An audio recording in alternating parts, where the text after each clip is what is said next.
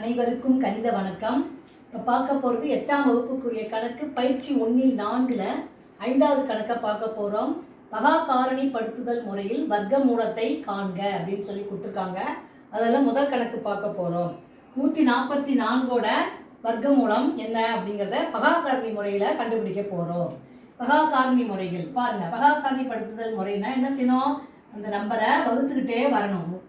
மீதி 1 வர வரைக்கும் வகுத்துக்கிட்டே வரணும். இப்போ நான் 2ஆம் வாய்ப்பாலே வகுக்கிறேன். 7 2 14, 2 2 4. திரும்பவும் 2ஆம் வாய்ப்பாடு 2 6, 12ல் 6 2 12. திரும்பவும் 2ஆம் வாய்ப்பாலே வகுக்கிறேன். 1 2 மீதி 1, 16ல் 8 2 16. திரும்பவும் 2ஆம் வாய்ப்பாலே வகுக்கிறேன். 9 2 18. அடுத்து இப்போ என்ன பண்ணுறேன்? 3ஆம் வாய்ப்பாடில் வகுக்கிறேன். 3 9. திரும்பவும் 3ஆம் வாய்ப்பாடிலே வகுக்கிறேன். வகுக்கிறப்ப 3 3.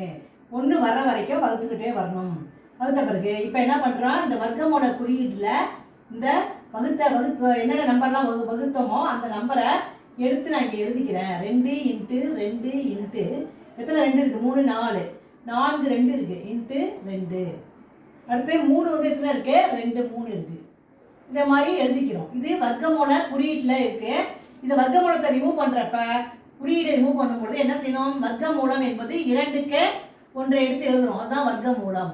அப்போ இந்த 2 2க்கு 1 2, இதுக்கு 1 2 இன்ட்டு 3. இதை பெருக்கி போடுறோம். 2 2 4 4 3 12.